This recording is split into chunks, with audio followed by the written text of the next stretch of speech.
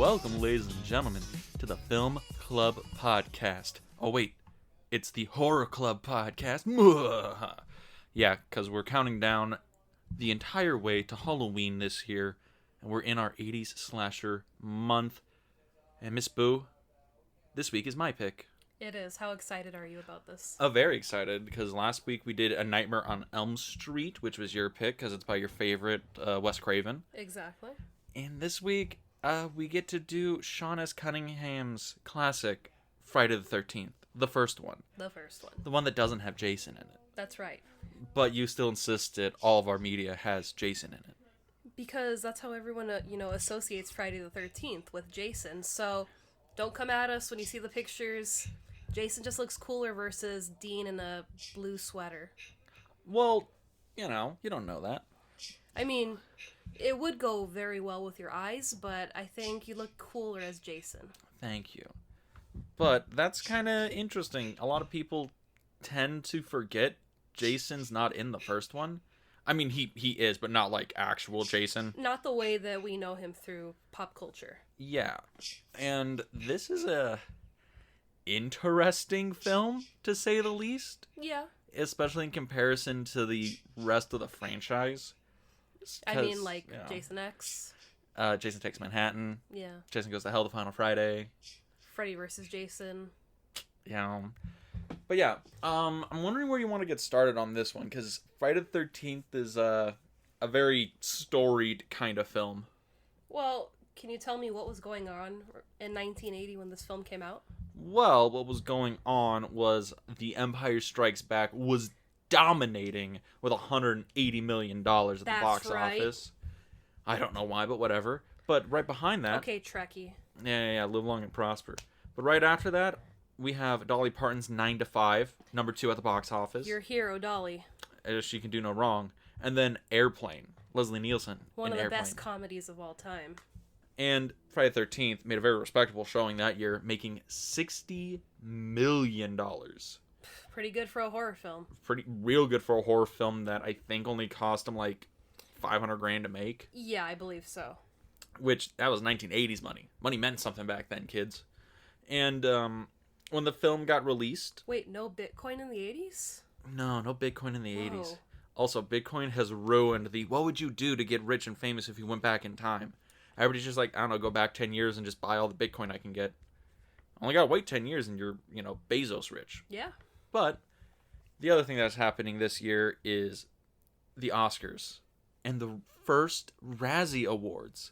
You know what the Razzies are? Yes, I do. The Oscars for bad movies? Yes. Did you know that this film, Friday the 13th, was nominated for the worst film at the first Golden Razzies? Really? Yeah. A lot of people, when they saw this movie, panned it critically because they were like, this is just a ripoff of Halloween. Yeah. And, it kind of is, let's be honest. Oh, definitely. I mean, you get cues from different movies like Psycho, Jaws. So this is my second time seeing the movie, so I feel like I kind of saw more things this time than I did the first time seeing it. Yeah, and this is probably a reason why a lot of people, or a lot of critics, really didn't like it, but audiences loved the movie. It made a bunch of money. It made money hand over fist. Yeah. But critically, everybody thought it was kind of garbage. But then a bunch of sequels came out, and the franchise kind of just got polished over. But we're not talking about the whole franchise yet. We're just talking about this movie.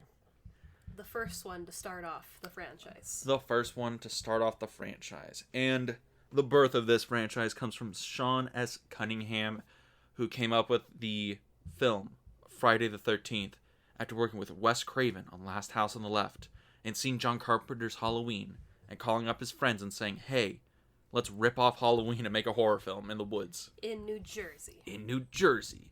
And he was also under a lot of pressure to make something successful because he'd worked in softcore porn for like 10 years and made zero money outside of it. So he had to do this to save his career. This comes out and saves his career. And yeah, that is the rough and tumble story of Friday the 13th, the year it came out.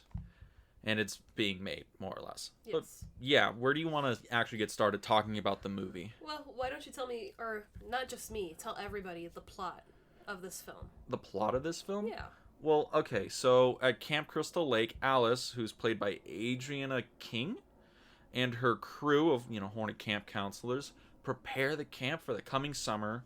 But, things take a dark turn when a mysterious stranger emerges from the woods in her mom's sweater and perfectly coiffed hair and starts picking off counselors one by one. And soon only Alice is left to face off against Pamela Voorhees, the deranged killer who's been killing them to take revenge for the death of her son, Jason.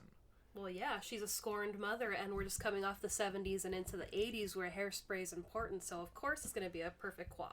Perfect coif. It's actually not like a coiffed haircut. I think I was just memeing, but, Yeah. Betsy Palmer's in it. She is. So, and this was actually her first film that she had done since 1959.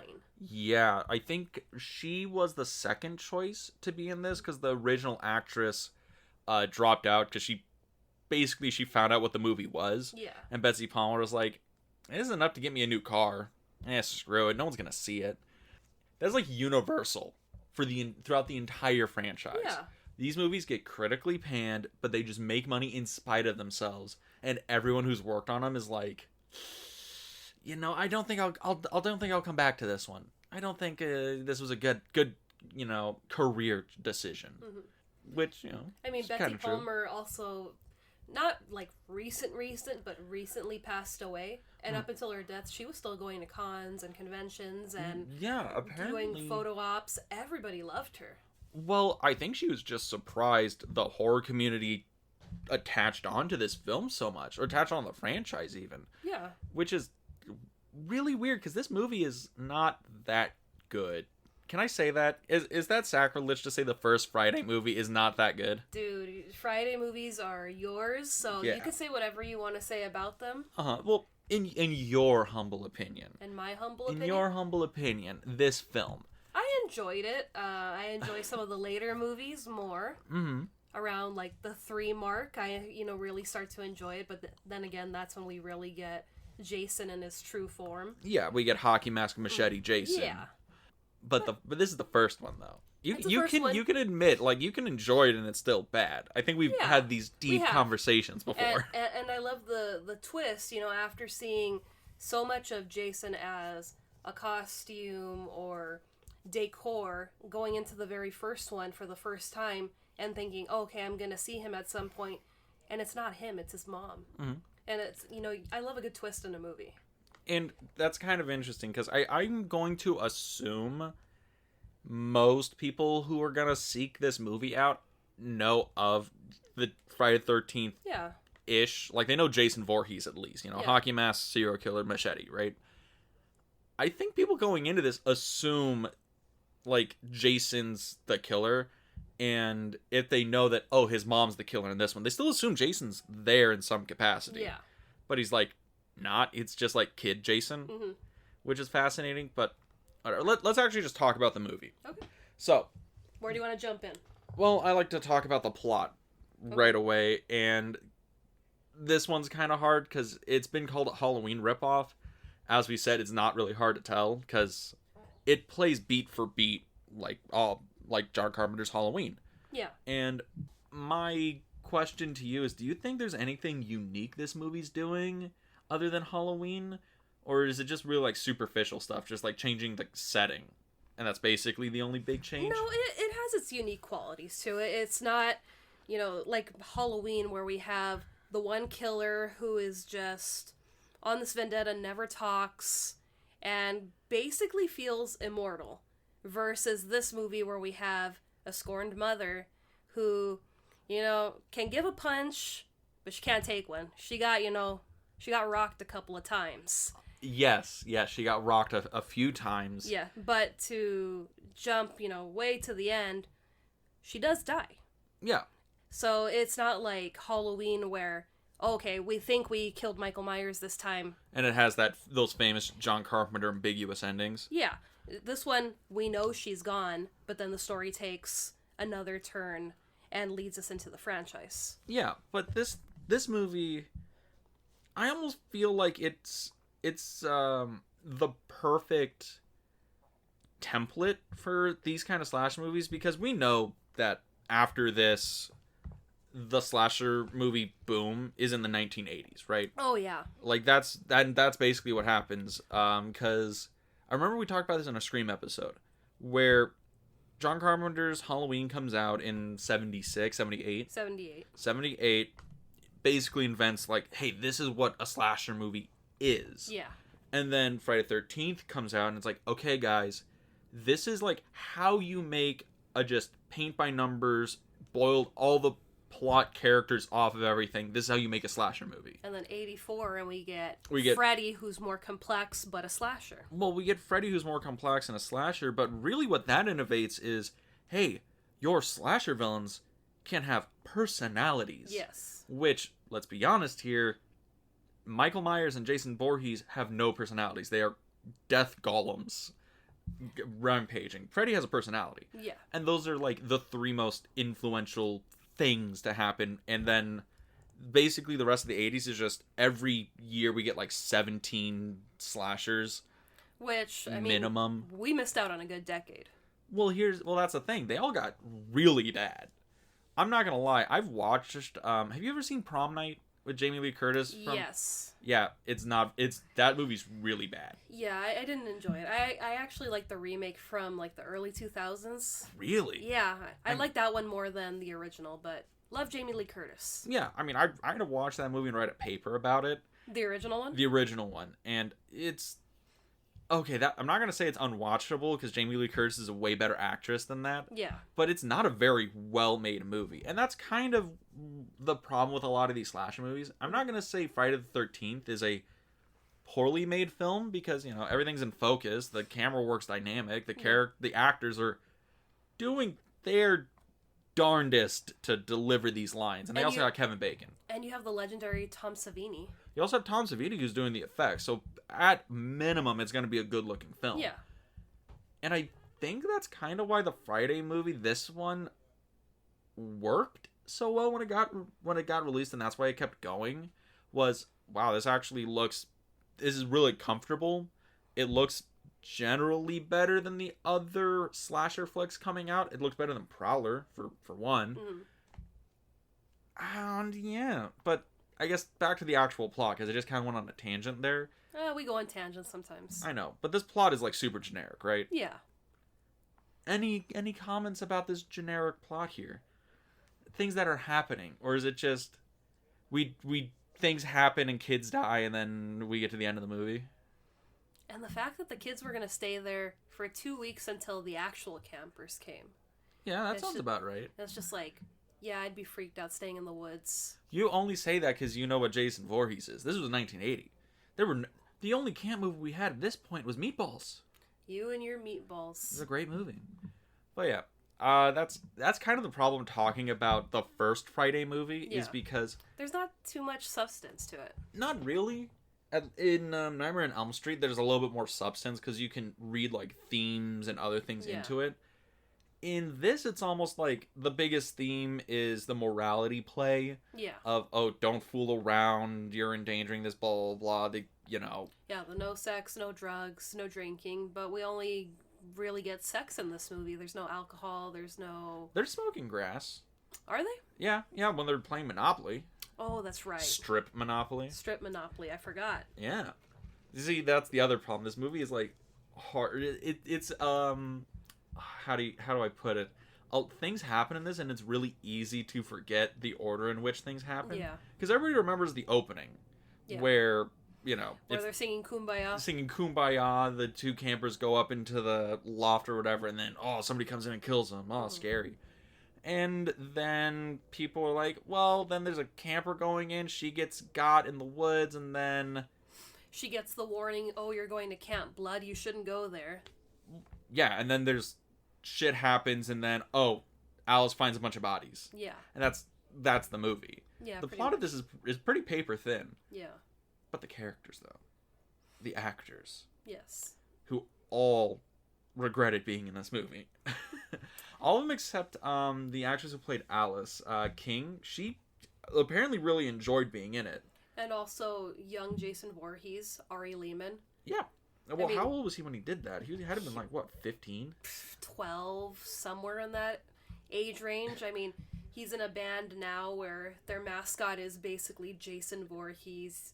He literally calls himself the first Jasons. Exactly. He's the first Jason on social media. I actually got you a signed Ari Lehman mask for this past Christmas. Yeah, it's sitting up on one of my shelves over there.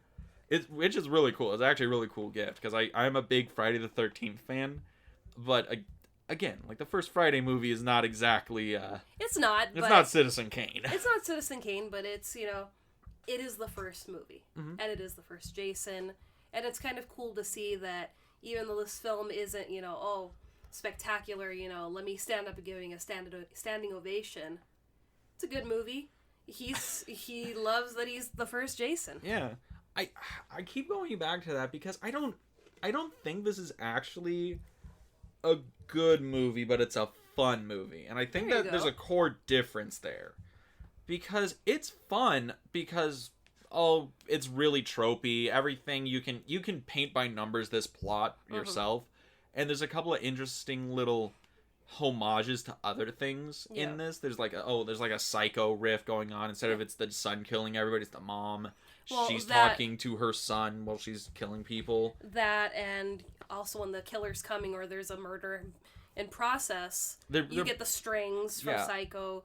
When someone's being hunted, you get the da-da-da-da from Jaws. There's a lot of interesting, like, rips that are going on here. So it's a very, like, comfy movie. Is that a thing? You know, slasher movies are just, like, comfy because you know how they work? Yeah, I think, you know, as part of the horror community, that's kind of a thing with us where we know all the signs and all the plots. So yeah, it's easy to go in and I know what's going on. I know what's going to happen, basically. You never really have to worry about, this is going to get, like, really weird and it's going to take a turn you're not going to expect. Because they're really simple films. And this is... I don't want to be an asshole about it, but this is the most simple of slashers that's still like okay. Yeah. Like it's not a great movie because the acting is good enough, but it's not. No one here is winning an Oscar, right? Like we have Kevin Bacon in here, and you can tell he probably read the script like 5 minutes before he showed up. You know, you're looking at a lot of these actors and you're like, they're trying their level best, right? But there's not probably a lot of depth to the script they've been given. But does Kevin Bacon have the coolest kill of the film? It's so cool. They repeated it like 5 times in the franchise. Yeah. They literally steal it in the next movie. And it's rough watching it, too. It looks really good. That's something about this movie that we should talk about is the effect work. Okay. So whenever you're ready... we'll jump into that. So we'll just talk about it right now. I don't have to, like, stop. Yeah, the effects work, boo. Come on. Tom Savini, who's probably the godfather of the gore effects at this point. Definitely. Because he did Dawn of the Dead, Friday the 13th, he did Day of the Dead. He did a lot of those Romero zombie flicks. Yeah. He did arguably the best Friday special effects. He did this one. He did part 4. Score of stuff, and in this it still holds up pretty well. Yeah, I mean, it might be a thing where technology got a little too good. It might just be because my TV is better than a 35mm projector from 1980 in a crummy theater, so you can tell some of the skin blends aren't exactly right, but probably on film this looked like cutting edge, right? Definitely. And I mean, that's how time goes. We live through stuff and, this is amazing. And then a decade or two later, it's like, oh, wow, this is way better than what we saw a time and a half ago. But yeah, some look kind of cheesy, like the throat cutting in the woods, the very first kill. Oh, because you can tell that it's like a skin patch. Yeah, you can tell that it's, layered there. So you're able to tell that's not her real neck. But like the one with Kevin Bacon, that's a great kill. That one holds up really well. Yeah. The axe in the forehead, not really. Really? I thought that one held up pretty good. Because it's such a simple effect. I was like, that doesn't look that bad. No, you could tell that it's, plastered pieces of fake skin there. Yeah, of course. Of course. I mean, it's not as bad as Mrs. Voorhees' head getting chopped off, and you can tell it's like a sex doll head. My favorite, going with her getting her head chopped off, is the fact that she tightens her grip, the grips, her hands. She just like tightens her hands like, ooh, damn you defeated me. And you can see the little toothpicks that were holding up the fake head. Yeah. Yeah, I mean, I'm not saying this movie is shoddy, but there's some quality control issues here, but it's whatever. I mean, Sean S. Cunningham, he was a director who had who had worked before, but again, most of his work was in the softcore or exploitation genre. Yeah. He wasn't making Hitchcock films, right? No. I mean, this is probably the closest he's gotten to making a Hitchcockian thriller. Somewhat, yeah. You know. But, I got a question, because Cunningham, he makes this movie. It's his first real big movie. And like Wes Craven last week, came to the conclusion that what made Wes Craven unique as a director was he was able to look at the psychology of his characters and villains and then kind of roll with it. He was able to like look a little bit deeper in his characters and villains and play around with that. Yeah. And then Cunningham, on the other hand, this is the only time he's actually been a director in the franchise. Mm-hmm. And we've seen the whole Friday franchise at this point, right? What do you think makes him unique as a director in this film versus the other films? I think it makes him unique because of how simple the story is. Mm-hmm. Because once we start to move along in all the other Jason movies, the story gets a little bit more complex. Each director really makes it their own. This one is the first one, the most simple revenge story, a vendetta story. Mm-hmm. Versus Jason's just going to town, killing everybody because it's summertime.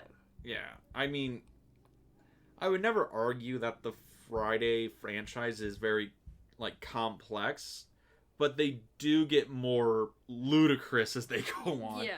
Where it's like, all right, Jason died in the last movie. How do we bring him back? Well, we're going to have to stick him with a bolt of lightning, Frankenstein him back. Exactly, and that's the complexity that I'm talking about, that it's never just, It's never something simple. No.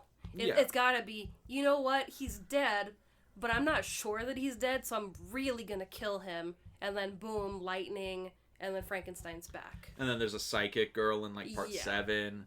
They go to Manhattan, he gets dumped with toxic waste and turns back into a child. Then there's the one where he's a hell larva in 9. I mean, Jason Takes Manhattan, he does have that, sweet death where he knocks the guy's head off and it lands in a dumpster. Which is really good. I like that one. Yeah, that's one of my favorites. And that is probably a really good thing for a director to have, is to know when to keep things simple. Yeah. Because this movie is simple. I think that's the problem with us right now trying to find stuff to talk about, is because unlike a lot of the other movies we've talked about recently, there's not really a lot here. There's not a lot here, but I think what I really like is the POV of the killer that we get in this movie. Mm-hmm. I like that we kind of get that Psycho feeling, like we're seeing Psycho Halloween, where we're seeing what the killer's seeing. Mm-hmm. And we kind of get it in the next couple of movies in the franchise, but I feel like this one is really strong and we're following this person, and it's always the question of, why is this person offing all the counselors? Yeah, and it is interesting because I think it goes to what I said about the camera work in this movie, is because it looks a little New Hollywood. It's like a lot of handhelds, and you do really feel the POV when they choose to use it. It is used to good effect, and I think that just comes with Sean S. Cunningham seeing Halloween a lot of times. Yeah. I'm sorry to keep going back to it, but this is a really obvious Halloween rip, and it's a little hard to ignore. And go Halloween. Yeah, go Halloween. Love Halloween. We know you love Halloween. And I still go back to really enjoying the Friday the 13th franchise. This isn't my favorite. Which is your favorite in the franchise? Out of the whole franchise? Out of the whole franchise. I got a soft spot for part 6, Jason Lives, because that's the most like goofy one. But if I had to say which one was the best one, probably like part 2. Part 2, okay. Where it's Potato Sack Jason, or maybe even part 2. Part 3. Part 3 would be like right next to it. Okay, if it was like personal choice, it's like part 6, part 2, part 3, 4, 1, and then the rest are just piled in there somewhere. Yeah. Like, I ain't gonna lie, like, like 8, 7, and 5 are not that good. 9's legitimately a horrible film. Mm-hmm. And then Jason X is more just campy fun than anything else. And then Freddy versus Jason is Boo, you watched that the other day. I did. And is that a good movie in any stretch of the imagination? It's not, but it's a fun movie. That's where I would put it with Jason X. It's fun. It's not a good movie. And that was actually the first movie that I saw with Jason in it. Really? Yeah. Actually, I gotta ask you, because I grew up with the Friday series. Like, that was my go-to slasher thing that we had a hold of. I believe I said Nightmare on Elm Street. That's kind of the series that got me started, because it was just the easiest one to get a hold of. Yeah. I watched Halloween, obviously, because that's really, like, foundational if you want to learn and watch horror flicks, especially slasher flicks. Yeah. But Friday the 13th movies, I watched those fuckers on repeat for, like, ever. Well, but you just never got a chance? Never got as interested? Or... No, I just never really had a chance, and if they were on, it was mid-movie, so it's kind of like I'm missing a good chunk of the story, and since there's so many Friday movies, it's like, okay, I really don't know what's going on apart from this guy is, hacking everybody up. So I really grew up with Michael Myers and Freddy Krueger. That's kind of interesting, because I feel the Friday series is the easiest to jump into. Yeah. With Halloween, I feel I think I said this before. It's like Halloween is a D tier series with an S tier movie in it, being the first Halloween. Yeah. But the rest of them, there's that steady decline of them being like shit across the board after like part 3. Yeah. And then with Nightmare on Elm Street, it's more like a steady decline. Like, the first movie is like S tier, then it goes like a really deep C tier, then it's like, oh, B, B, C, C, D, D, F. It's a slow decline. Yeah. With Friday the 13th, I feel it never goes above a B or a C grade movie, but they're all that same quality. Yeah. Like, from end to end, they're all the exact same levels of good and bad, and if you can dig it, then you can dig them across the board. Yeah. And they're not that complicated, so you can jump in and watch any of them. I think the first Friday movie I ever watched was probably actually Part 6, now that I think about it. That was probably the first Friday the 13th movie I ever watched when AMC did their countdown to Halloween or whatever. I think they would show every Friday movie from... Every Halloween movie. Yeah. Texas Chainsaw Massacre. Hellraiser used to be the big one every year. I remember they would do those. You love Hellraiser. I don't, actually. Hellraiser, unironically, if we're talking... Okay, you know how I said Halloween is like, oh, the first one's an A tier movie, and then the rest just drop drastically to, like, D tier? Hellraiser is like, oh, first one? Fucking S tier horror film, high concept, weird, creepy. It's asking these weird theological questions going on, and then the rest of them are Z grade. They're all horrible. Yeah. Every Hellraiser movie after the first one, even Hellraiser Part 2, fight me on it, is garbage. There's like 3 Alan Smithy films in the Hellraiser series, and they just keep getting worse. You know, there's like 11 or 12 of them. There's really that many? Yeah. Yeah, that look in your eye tells me how bad this series is, because you are a giant horror nerd. I am. And you're like, there's 11 Hellraiser movies? I'm like, 4 of them don't even have Pinhead in it. Like, the actor who Doug Bradley, he's not even in like 4 of them. I mean, what's Hellraiser without Pinhead? No, Pinhead's in them. Doug Bradley's not in them. They got a different guy to play him. Okay. I thought you meant like they got rid of the Pinhead character. But I'm not done. They still credited Doug Bradley in it because they used some stock footage. They don't credit the guy that stood in for Pinhead. That's how low grade these movies got. Understandable.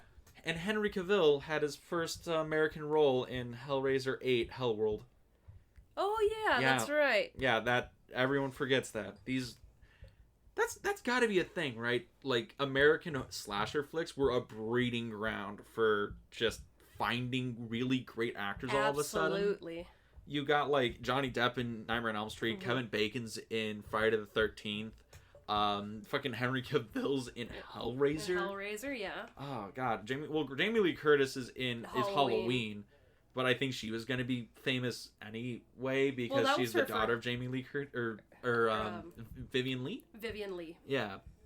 So, you know. Yeah, but I mean, she could have not taken on the acting world like her parents. That's true. And she did, and it was just, knocked it out of the park.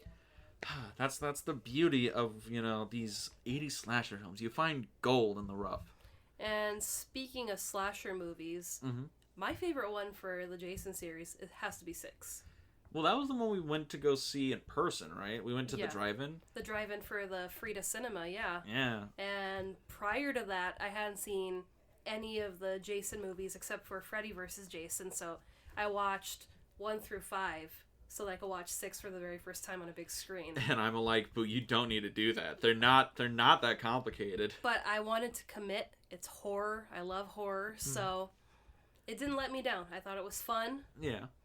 I mean, it had some interesting kills. It was just an overall good experience getting to see it on the big screen at the drive-in. Yeah, which I think is the best way to see these movies is in a group of people. Yeah. So even at like a party, you sit around the couch, you turn on Friday the 13th. Even this one, Yeah. people are gonna talk shit. They're gonna point out the bad acting, the goofy like effects, but they're all gonna have a good time. These are great Marathon movies. Great marathon movies because you can kind of pay half attention. You're okay going into the other room, grabbing a beer, grabbing like something to eat, coming back and talking shit halfway through it. Yeah, you can and still enjoy the movie. socialize, and then there's a outrageous kill, and then you're like, oh my god, like you're watching a game, and then go back to talking and doing whatever you're doing. These are great movies to put on during like Halloween. Yeah.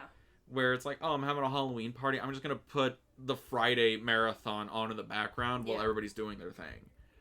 And I wonder about this, because Friday the 13th is actually the most financially successful slasher series of the 1980s. Really? It made more money than Halloween, than Nightmare on Elm Street. It made more money even out of the 80s. It made more money than every slasher series except Saw. Saw's the only one that made more money for reasons I don't know. Yeah, I never really got into Saw. Any like hardcore torture movies, I just can't do it. Yeah, I would actually say the first Saw is really good because it's more of a psychological thriller, which is kind of like a lot of horror movies. They start out as these really tight thrillers with these weird, serial killer things going on, and then they get and undertones, and then they just get really weird. Yeah. But this is the most successful 80s slasher series. And I've always wondered why that was, because judging by the first movie, because that's what we're talking about, the first movie, it's not that good. But people kept coming back to the series. Every time they released a new Friday movie, it was an event. Every single one of them made money. I believe not a single one of them was ever a flop. Mm-hmm. Even when they made it all the way to part 9, that movie still made money. That movie's garbage. Yeah. Why do people keep coming back to it? Why do people in the horror community keep coming back to Friday the 13th if we've already said the quality of them are not very good? They're not good. They're fun. Yeah. They're fun. They're iconic because everyone wants to go visit Camp Crystal Lake after seeing these movies. Mm-hmm. I mean, they even have tours for some of the camps that have been used for the movies, and people go out there and they flock to it and they take pictures. It's just kind of ingrained in horror culture. Well, I get that now, but I'm wondering why it got ingrained. Well, based purely off of the first movie. Because the first movie is, it got horrible reviews. It made its money back. People enjoyed the movie. But it's really weird that this was the one that got all the sequels, right? That dominated the 1980s, that took over from Halloween and just ran with it. Yeah, I mean, it's got to be the twist in it that it was the mom that was doing all the killings. And then I think after that, it's turned into, well, what's going to happen next? Because we do have our final girl that makes it at the end of this movie. So it's probably, it was at the time a lot of, well, what happens to her now? Yeah. And then the story just, keeps developing and developing. So I think that's really what brings people back is, what's next? It is interesting that you say it, because I always thought Friday the 13th had the most lore, quote unquote, of all these horror franchises, because we really get to see the development of this entire cinematic universe Yeah. really quickly, because the first movie is, so Jason, what's the story of Jason Voorhees? Well, he was this kid and he was drowned and his mom went crazy and killed all the counselors. Part 2 is, well, he didn't exactly drown. He was shunned and left into the woods, and now he's back seeking revenge on the counselors that killed his mom. 3 is like, well, now he gets the hockey mask, and this is a really, like, organic way. This is the new thing he's using to hide his, ghastly fucking deformities. 4 is when he dies. 5 is, the effects of Jason Voorhees. This is people stealing his identity to kill people. 6 is the resurrection of Jason Voorhees, and then so on and so forth. Yes. There's a legitimate timeline and lore that, though is absolutely fucking ridiculous, he's a zombie for God's sakes, makes some amount of sense when you're thinking about it. Part 1, 2, 3, 4, 5, so on and so forth, make logical, canonical sense to a point. Yeah. Whereas Halloween absolutely does not. Not even the slightest. No, it's always, how are we going to bring him back, and what setting are we going to bring him back in? Yeah, and then Nightmare on Elm Street, more or less the same thing. Yeah. Nightmare on Elm Street, you can accuse them of being the same movie for like 6 movies in a row. It's just Freddy becomes more of a comedian. Yeah. Even Scream, for all the parts you love about it, is they don't really unfold. Yeah. Really, because they're based really on metatextual jokes around the horror genre. Yeah. So it is interesting. I think that's why Friday, a lot of people attach to it so well, is because it's an ongoing narrative, like a comic book. Yes. But, and also an easy costume to do at Halloween. Very easy costume to do at Halloween. You've been Jason how many years in a row now? I think it's like 3 or 4, because it's a hockey mask and a work shirt. And a machete. Yeah. You can even forego the machete. You can just pick up random pointy stuff, and you're good enough. Yeah, pretty much. But yeah, Boo. Is there anything else you want to talk about here? I mean, it's horror. I could talk about anything. Well, it's not horror. It's Friday the 13th. I know, which is part of horror culture. And what do you want to talk about this movie, Friday the 13th? Because we've kind of gone away from the movie. And we're just talking about general horror. We're just talking about the general horror. We're talking about the franchise, really. Because that's the problem with this, is the most interesting thing about this is not the movie. It's what comes later from the movie. Yeah.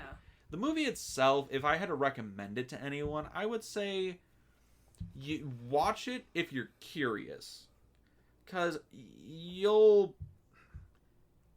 should watch it if you want to understand the ground level of slasher flicks. This is probably the best introduction to a slasher movie if you want to get into slasher flicks. Well, that, and it also helps you understand Jason as a character, how they're able to thwart him later in other versions of this movie. Yeah. How his tie to his mother is just so strong that it, that's his kryptonite. I feel that's why the first 4 films work so well together. Because 2, 3, and 4 in universe take place over the course of the same 2 or 3 days. Yeah. And part 1 is a really good, like, prequel to those events. Yeah.